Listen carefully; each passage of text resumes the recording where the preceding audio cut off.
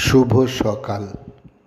আজ 16ই শ্রাবণ 1431, ইংরাজির 1 আগস্ট 2024।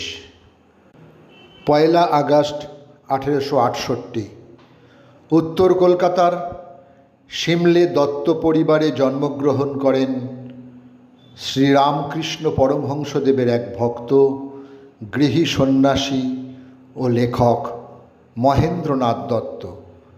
তিনি ছিলেন নরেন্দ্রনাথ দত্তের অনুজ ভ্রাতা। গৈরিক বস্ত্র ধারণ না করলেও সন্ন্যাস জীবন যাপন করতেন তিনি।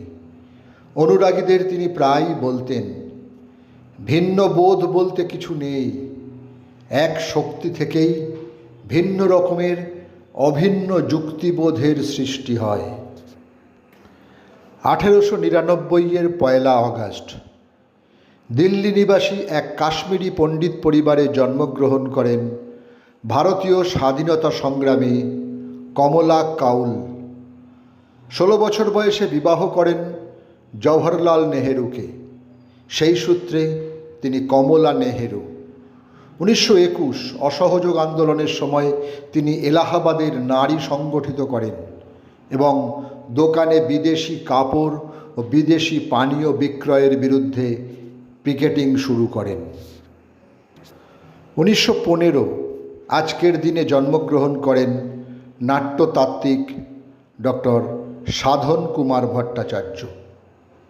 তিনি নাট্যতাত্ত্বিক শুধু নন, সঙ্গে নাট্য সমালোচক, নাট্য দরদী।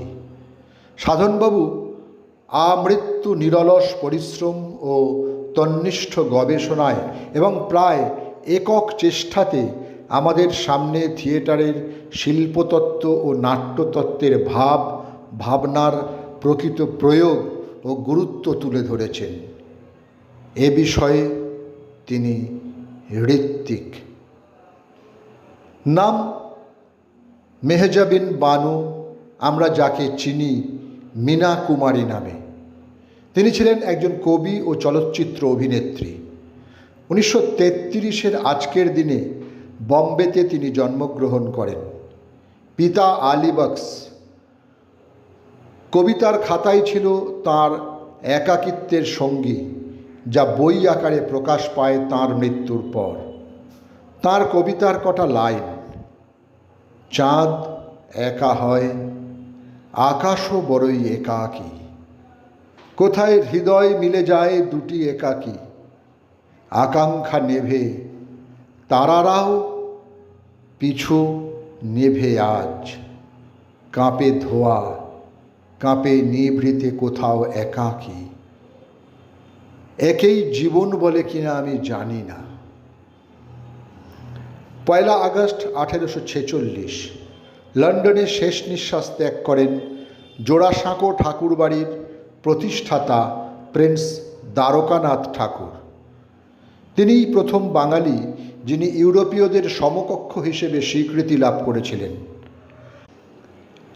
আপন যোগ্যতা বলে ব্রিটিশ বণিকদের বাণিজ্য জগতে একজন সমান অংশীদার রূপে নিজের অবস্থান প্রতিষ্ঠা করেন এবং প্রচলিত নিয়মের তিনি ব্যত্যয় ঘটান।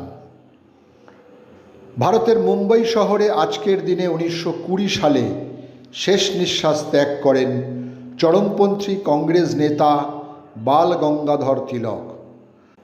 কারাগারে থাকাকালীন তিনি গীতা রহস্য রচনা করেন।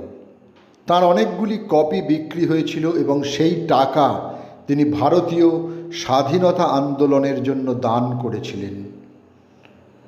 সূর্যমুখী, মিরর দুপুর, গৃহবাসর, নিশ্চিন্তপুরের মানুষ, শালিক কি চড়ুই, জয় জয়ন্তী, ছুটকি টুটকি, বনের রাজা ইত্যাদি লেখা যার কলমের ডগায়, তিনি লেখক জ্যোতিরিন্দ্রনাথ নন্দী বা জ্যোতিরিন্দ্র নন্দী।